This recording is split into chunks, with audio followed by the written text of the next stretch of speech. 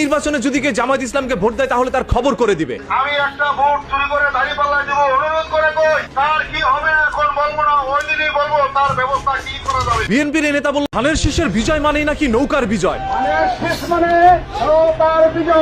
বিএনপির এক নেতা বলছে তার কথা মতোই ভোট দিতে হবে ধানের শীষে। আমি সাবধান করে দিলাম, আমার কথা মতো ভোট দিতে হবে, আমার কথা মতো ভোট দেওয়ার জন্য ব্যবস্থা করতে হবে। অন্যদিকে বিএনপির আরেক নেতা বলছে আমি এখন কিছু করবো না, আমি নির্বাচনটা হয়ে যাবে তখন খেলা দেখ। বিপক্ষের প্রার্থীর কাছ থেকে নমিনেশনটাকে ছিনতাই করে নিয়ে আসবে।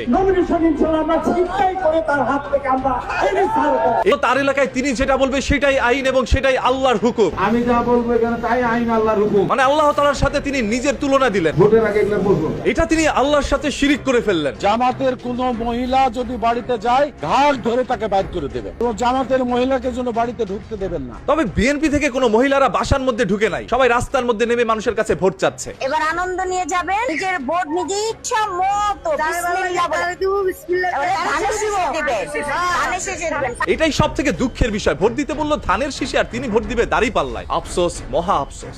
আমি আমার নেতা কর্মীদের বলতেছি, তোমাদের যার যার বাড়ির আশপাশে জামাতের লোক আছে তাদের দিকে নজর রাখো, তাদেরকে উত্তম মধ্যম দিয়ে পুলিশের হাতে উঠিয়ে দিয়ে। এইগুলো শোনার পরে মানুষের মনের মধ্যে ভয় ঢুকে যাচ্ছে বিএনপিকে ভোট দেওয়ার জন্য। বিএনপির মৃত্যু ঘণ্টা বেজে গেছে, এটা আমরা আগে বলেছি, তাদের মৃত্যু ঘণ্টা আরো জোরে বাজতেছে ইনশাআল্লাহ। মসজিদের মধ্যে ফজরের নামাজের সময় যেন কোনো জামায়াত ইসলামের লোক নির্বাচন নিয়ে কথা বলতে না পারে সেদিকে সতর্ক থাকার জন্য সবাইকে আহ্বান জানাচ্ছে। ফজরের নামাজ মসজিদে যান, কোন ইমাম সাহেব যেন জামাতের কথা না বলতে পারে সেই দিকে খেয়াল রাখে। আমার কাছে অন্ততপক্ষে এই আহ্বানটা ভালো লেগেছে যে মসজিদের মধ্যে ফজরের নামাজের সময় তাদেরকে বাধা দেওয়ার জন্য হইলো তার নিজের নামাজটাও আদায় হবে। ভোট নয়, মানুষ তাদেরকে জুতা দিবে। ভোট দিবে না তাদেরকে জুতা দিবে, এটা আবার কোন ধরনের কথা? বিএনপি যারা করি আমাদেরকে চাঁদাবাজ বলা হয়, চাঁদা নিয়ে আমরা। কেন বিএনপিকে তারা চাঁদাবাজি দল বলে? পুরো 1 বছর তারা চাঁদাবাজি এবং মামলা বাণিজ্য এই দুটা ছাড়া গত 1 বছরে বিএনপির ইতিহাসে কোনো আর কোনো লেখা নাই। আমাদের চাঁদাবাজ বলা উচিত না। আসলে ভাই বিএনপিকে চাঁদাবাজ বলা ঠিক না। আমরা ধানের শীষে ভোট দিলে আমরা জান্নাত পাবো,